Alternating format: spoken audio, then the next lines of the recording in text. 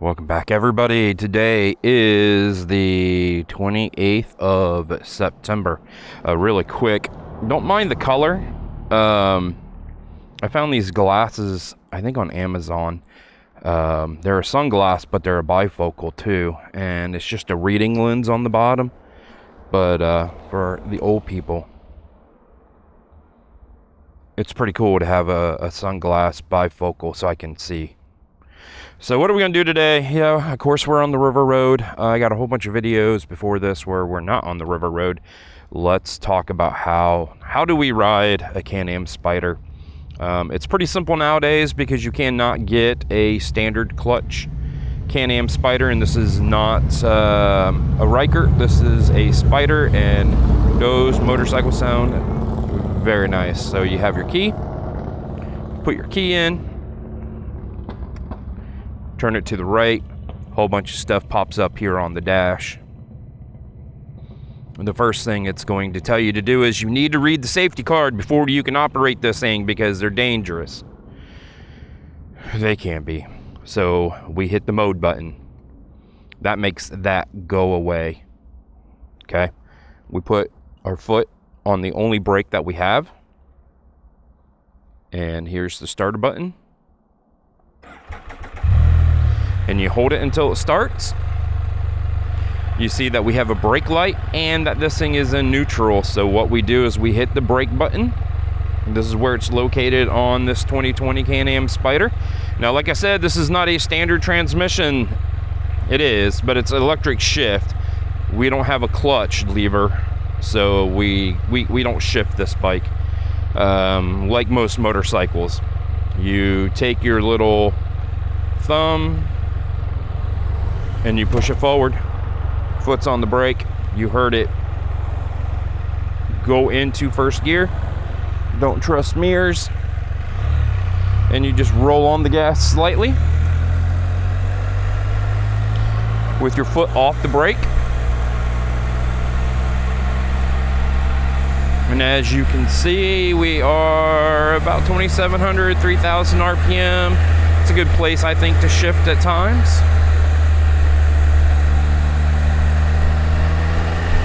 So you just push forward with the shift lever. Push forward again. Now we're in third gear.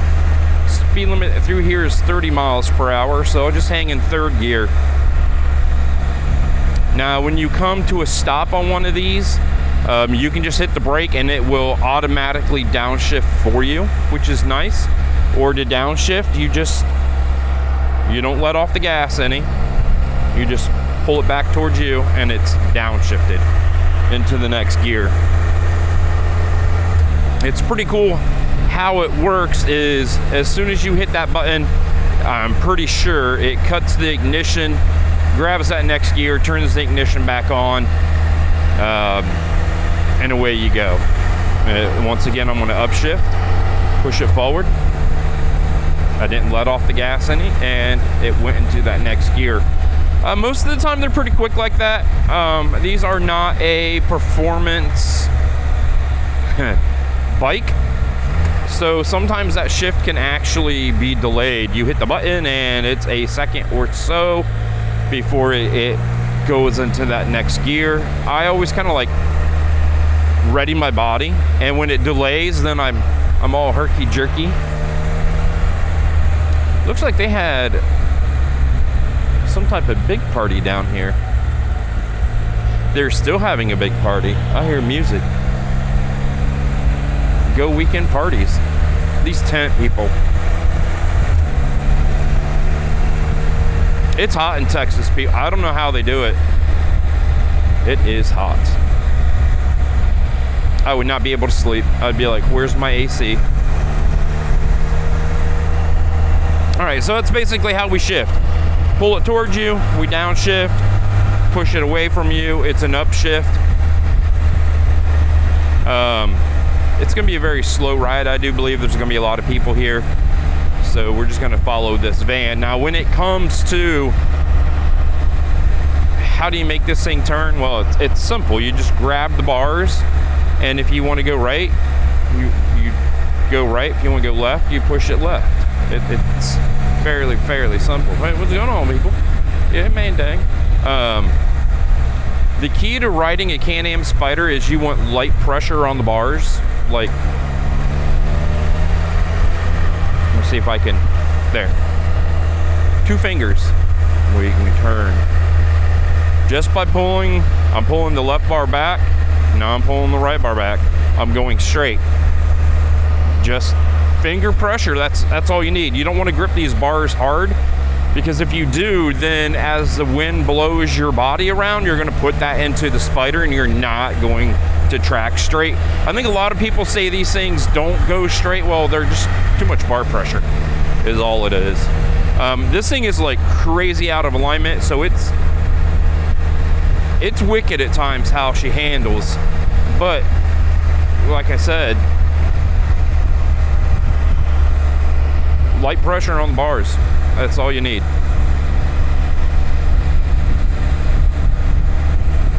And you can pull it or push it, doesn't matter. Start in a parking lot, get used to how it feels. I don't keep mine in eco mode, but you can put these things in eco mode. So say you're a brand new rider. What you do is you hold the mode button, or do you just, okay. So on this one, you just tap it. On my V-twin I had, you had to hold it. So what happens with eco mode, this throttle is crazy numb now, like really numb.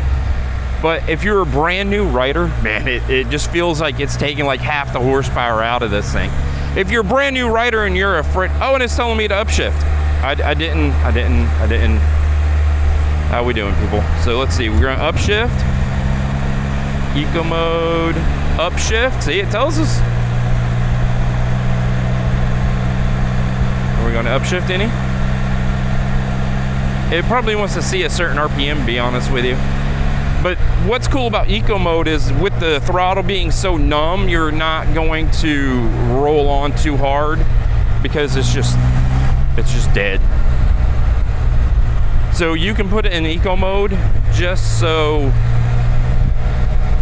it's numb at first to get used to it, and just ride around in a parking lot. It doesn't take too awful long to get used to these things. My son has never ridden a bike, and I threw him on here and we did a 60-mile trip just like that. My 20-year-old daughter, she came down a couple months ago, and she's never ridden. I mean, she's been a passenger on a Spyder many times. I put her on this thing and had her in the neighborhood in less than 2 minutes.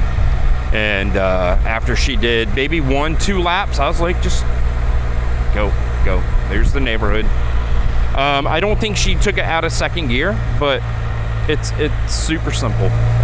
If my 20-year-old daughter can pick it up super quick and enjoy riding it, anybody can.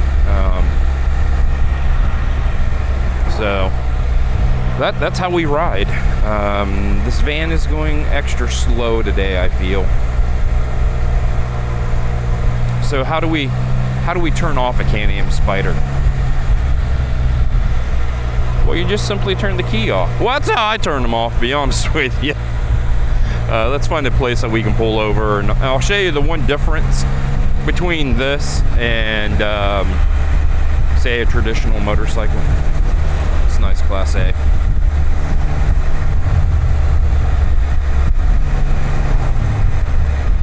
Beautiful day today, 84 degrees. People walking on the river road trying to get down to the river, I'm assuming. Is this a public? Huh. Maybe so. Kind of cool. Here we go. So, like I said, I just put my foot on the brake to stop. You only have one brake.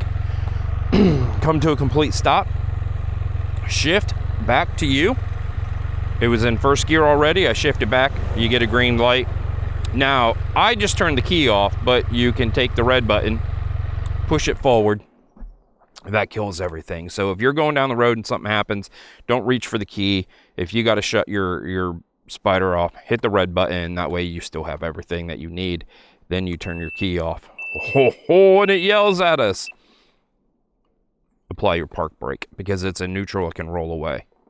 And then shut the key off. And there you go. That's how you basically ride a Can-Am Spyder. So, key on, red button down. Let's see if we can catch a red Spyder.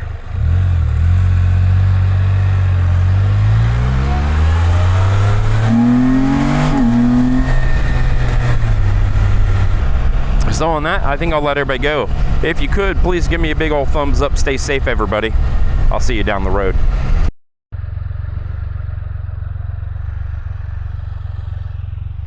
Welcome back, everybody.